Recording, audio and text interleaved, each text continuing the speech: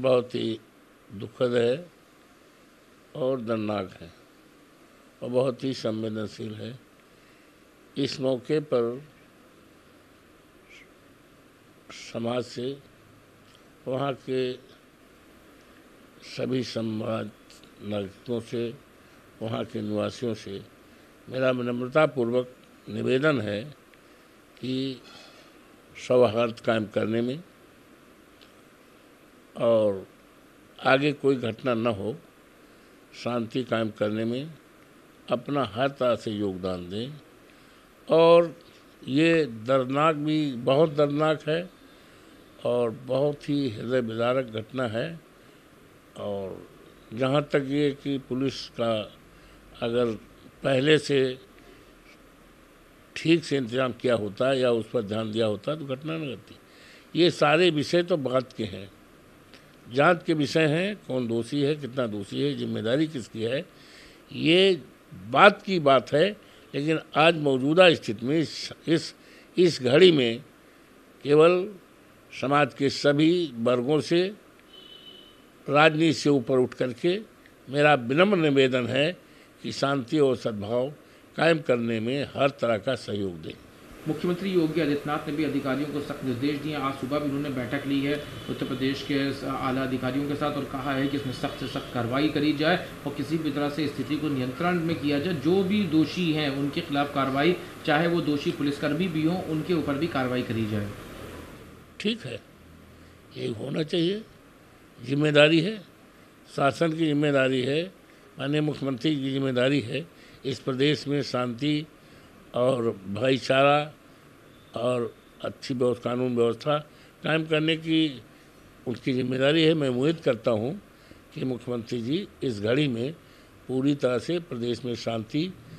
कायम करने में, सौहार्द कायम करने में, आपसदारी कायम करने में पूरी तरह से सफल हों, ऐसी मेरी कामना है। और प्रदेश में किसी प्रकार की कोई घटना या कोई ऐसी वातावरण न पैदा होने पड़े जिससे आगे आने वाले अन्य जिलों में उसका असर पड़े, समाज टूटन हो, इस तरह से मैं उम्मीद करता हूँ। एक सवाल और है सर, इससे अलग हट के उत्तर प्रदेश में उपचुनाव को लेकर वो या एनडीए गठबंधन पूरा ताकत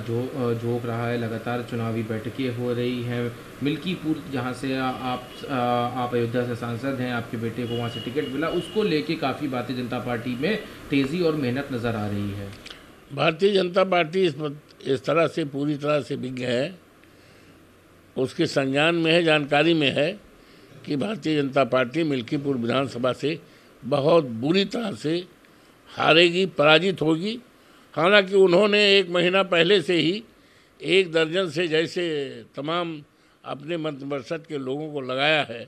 1 महीने से ज़्यादा हो गया वो वहाँ रह रहे हैं, डेरा डाले हैं कुमारगंज यूनिवर्सिटी में और कहीं पर डेरा डालकर काम कर रहे हैं। लेकिन उसमें तो ज़्यादातर ऐसे लोग हैं जो अपने चुनाव में स्वयं नहीं हारे हैं और लोकसभा का जो चुनाव हुआ है उस चुनाव में अपने क्षेत्र में बुरी तरह हारे हैं, तो यहाँ उनका कोई पैर नहीं लगेगा। यहाँ समाजवादी पार्टी, वहाँ के लोग देवतुल्य मतदाताओं की कृपा से, वहाँ के सभी भाई बहनों की कृपा से समाजवादी पार्टी बहुत मजबूत है, बहुत मजबूत है और एक इतिहास कायम करेगी। जिस तरह से 54 फैजाबाद जनपद अयोध्या के देवतुल्य मतदाताओं ने हमको जिताकर सारे देश और दुनिया में एक इतिहास कायम किया है, उसी तरह से समाजवादी पार्टी का उम्मीदवार हमारा बेटा अजित प्रसाद को, जो हमारे राष्ट्रीय अध्यक्ष जी ने,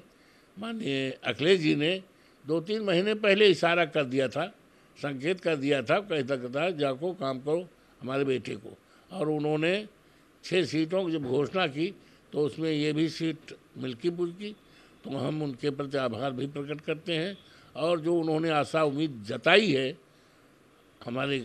ऊपर या हमारे समर्थकों या मिल्कीपुर के देवतुल्य मतदाताओं पर, सभी बुजुर्गों पर, सभी बहनों पर, वो पूरी तरह खड़े उतर करके और समाजवादी पार्टी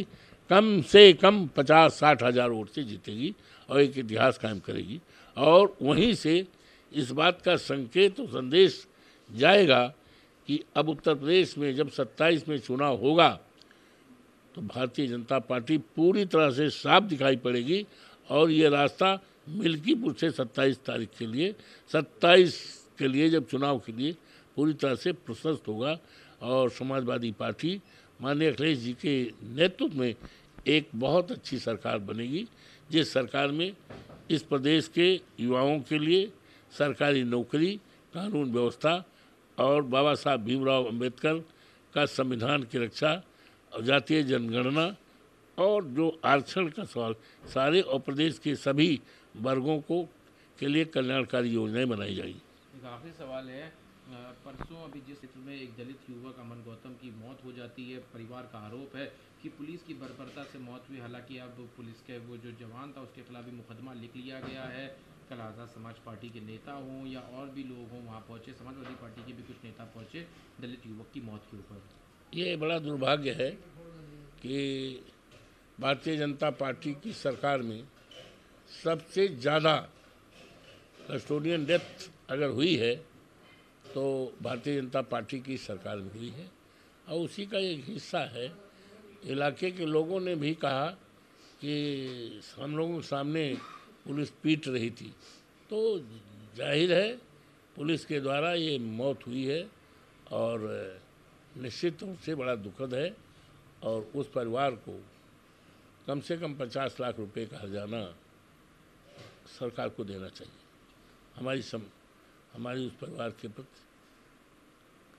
संवेदना भी है और उस आत्मा के प्रति बहुत ही हम दुखित मन से बात कर रहे हैं कि एक नौजवान की हत्या पुलिस के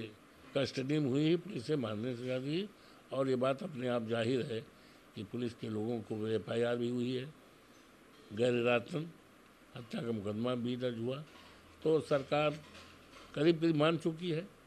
तो उसमें कहने कोई जरूरत नहीं। 50 लाख रुपए का वो हर्जाना की मैं मांग करता हूँ।